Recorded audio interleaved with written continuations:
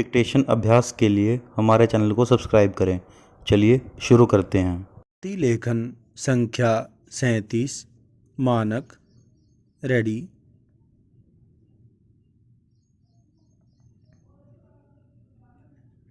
Start. आदरणीय सभापति महोदय, सोवियत संघ की स्थापना की 50वीं वर्षगांठ पर भारत और रूस के नेताओं ने जो उद्गार व्यक्त किए, उनसे इसी आवश्यकता को बल मिलता है कि अशांति और समस्याओं से भरे इस विश्व में शांति, सहयोग और सह अस्तित्व की ज़रूरत है। पूर्ण विराम।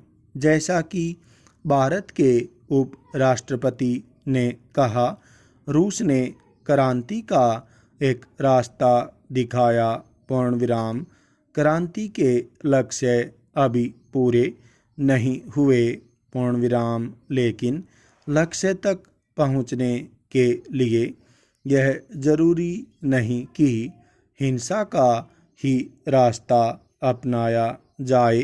पूर्ण विराम।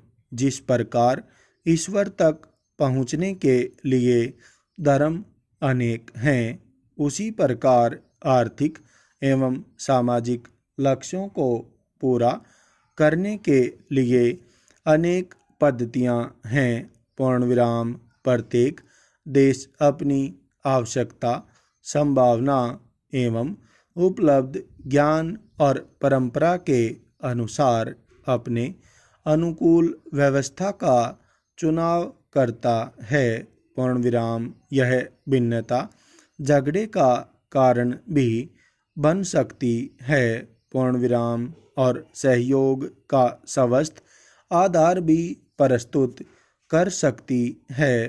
पूर्ण विराम। भारत और रूस का बढ़ता सहयोग इसका सबसे बड़ा सबूत है कि सामाजिक और आर्थिक व्यवस्था में एक रूपता न होते हुए भी दो देश मानवता के एक समान लक्ष्य की ओर किस तरह बढ़ सकते हैं। पूर्ण विराम। जहाँ तक रूस का ताल्लुक है, इससे इनकार नहीं किया जा सकता कि 50 वर्ष की अवधि में वह विश्व का एक शक्तिशाली राष्ट्र बन गया। पूर्ण विराम। इसका श्रेय जहाँ सोवियत सामाजिक व्यवस्था को है, वहाँ उस टेक्नोलॉजी को है जिसके विकास के लिए सोवियत व्यवस्था की स्थापना से पूर्व भी काफ़ी काम हुआ और आज भी हो रहा है। पूर्ण विराम। ज्ञान विज्ञान पर एकाधिकार का दावा कोई एक देश नहीं कर सकता। पूर्ण विराम।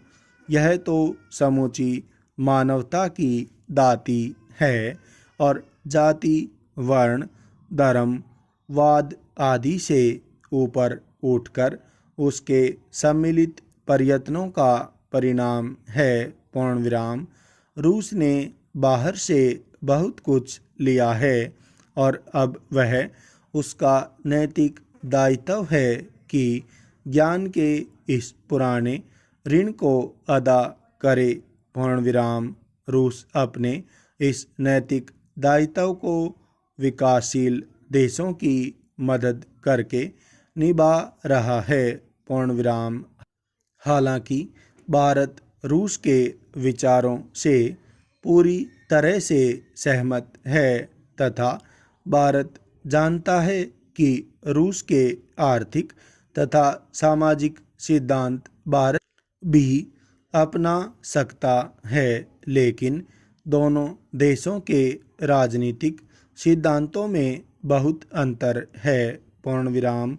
रूस की राजनीति तानाशाही है, जबकि भारत की राजनीति प्रजातांत्रिक है, जिसके अनुसार भारत में जो भी आर्थिक, सामाजिक तथा राजनीतिक परिवर्तन होंगे, वे प्रजातांत्रिक तरीकों से होंगे, न कि जोर जबरदस्ती द्वारा।